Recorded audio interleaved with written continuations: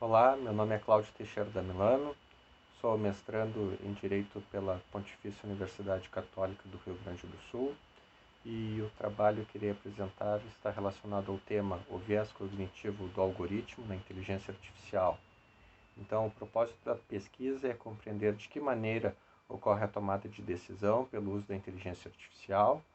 O objetivo específico é descobrir se a inteligência artificial, por utilizar dados, realmente adota decisão racional livre de qualquer parcialidade, e o método de abordagem aplicado será o hipotético dedutivo, em que se iniciará com hipóteses formuladas na condição de respostas provisórias aos problemas apresentados, submetendo-os a uma análise de falseamento, de modo a aceitá-la ou refutá-las.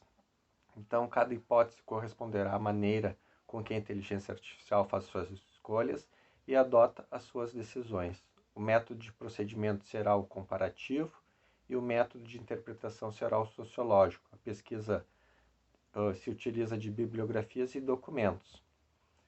Muito bem, então a inteligência artificial por, apresenta diversos aspectos positivos. E uma delas estão relacionadas que as decisões são racionais e orientadas por dados, e a eliminação da exuberância irracional, conforme Klaus Schwab entende. Então, de acordo com Hartmann, Peixoto e Silva, há quem espere que a automatização das decisões por computadores represente a superação de questões subjetivas, que uma inteligência, por ser artificial, seja também imparcial. Então, o uso da inteligência artificial pode induzir aos menos avisados de que a tomada de decisão feita por um sistema de computador não possui viés cognitivo. Isso porque é inegável que o programador utiliza-se de matemática e cálculos probabilísticos, relacionados às ciências exatas, para alimentar o sistema de inteligência artificial. No entanto, as soluções previstas e os programas dos sistemas de inteligência artificial são elaborados por seres humanos, ainda que se fale em aprendizado de máquina, ou seja, aprendizado realiza-se com base na experiência dos algoritmos em um dataset que é um produto de uma pessoa. Pois bem, o professor Juarez Freitas, ao analisar a decisão proferida por um sistema de inteligência artificial, ele entende que, induvidosamente, a inteligência artificial encontra-se condicionada à programação tecida pela inteligência e à vontade humana. Isso, por mais que se postule a intencionalidade ou que se tema a desobediência da máquina, à mercê dessa origem, tem-se que a vantagem de reputar humanamente controláveis as distopias e os vieses no nascedouro, paradoxalmente, contudo, ainda reside o desconforto de perceber que a inteligência artificial tende a refletir salvo regulação prudencial. Em contrário, os estereótipos, os desvios cognitivos e os preconceitos de projetistas controladores. Então, percebe-se que o algoritmo representará as coisas boas e ruins no contexto em que o programador vive, exceto se ele for projetado de maneiras diferentes.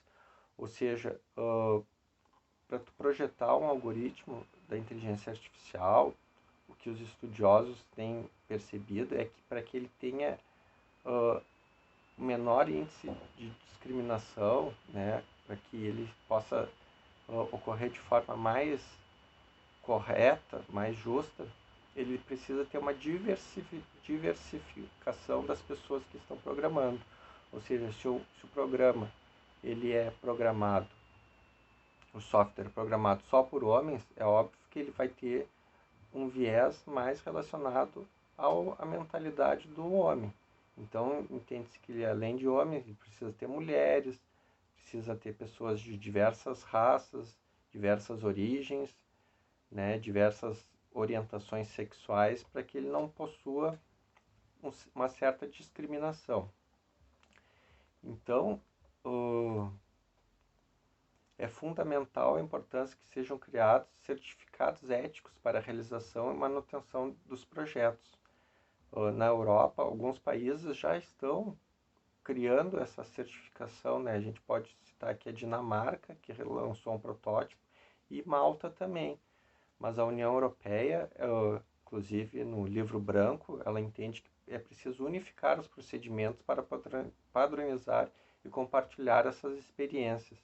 Então, o uso da inteligência artificial sem a devida regulação ética é vista como um grande perigo aos valores em que a União Europeia está embasada, podendo ocasionar graves violações aos direitos fundamentais, tais como a liberdade de expressão, a liberdade de montagem, a dignidade humana, a não discriminação baseada em sexo, origem racial, étnica, religião ou crença, deficiência, idade, orientação sexual, a proteção de dados pessoais, a vida privada e a proteção do consumidor. Os estudiosos que estão analisando esses padrões éticos estão comentando que é preciso ouvir todas as nações e não só aquelas que estão dominando essa parte da inteligência artificial. É preciso ouvir o maior número de pessoas para traçar qual é o padrão ético a ser adotado. Um programa que foi utilizado e que depois constatou que possuía graves vieses discriminatórios é o COMPAS, que foi um sistema de inteligência artificial utilizado nos Estados Unidos para calcular o risco de reincidência do sujeito que cometeu um delito. É um dos exemplos que a gente pode trazer aqui. O Instituto Tecnológico de Massachusetts, então, ele entende que os sistemas de inteligência artificial podem acontecer em 3 fases. O viés discriminatório na definição do problema, o que o modelo de aprendizado profundo irá alcançar na coleta de dados, os dados que são representativos da realidade, que refletem o preconceito existente na preparação dos dados, envolve a seleção de quais atributos você deseja que o algoritmo considere. Então, a eliminação do viés do sistema de inteligência artificial é algo difícil de acontecer, assim como é difícil de acabar com a discriminação que existe na sociedade. Nos sistemas de inteligência artificial já existem diversos trabalhos sendo desenvolvidos para detectar e atenuar esses vieses. Pois bem, então a gente pode citar aqui a Carta Ética, que foi lançada na Comissão Europeia de Eficiência e Justiça, que traz como os princípios a serem observados o princípio ao respeito dos direitos fundamentais, o princípio da não discriminação, o princípio da qualidade e segurança, o princípio da transparência, imparcialidade e justiça, o princípio sob controle do usuário, também os padrões éticos relacionados a possibilitar a intervenção da supervisão humana. O sistema tem que ser robusto e seguro, respeitar a privacidade, governança de dados, ter transparência, zelar pela diversidade, não discriminação e equidade e o bem-estar.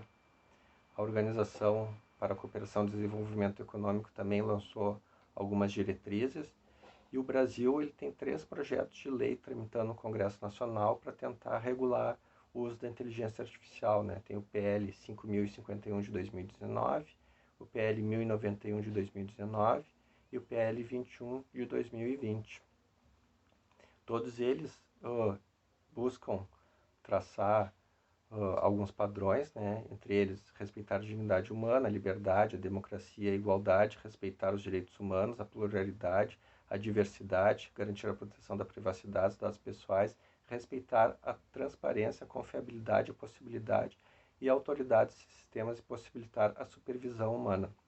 Recentemente, o CNJ lançou uma resolução 332 de 2020 que estabelece que todos os sistemas utilizados pelos tribunais devem passar por uma fiscalização e por um controle para ver se esses sistemas não possuem nenhum viés discriminatório. Pois bem, a pesquisa é essa até então.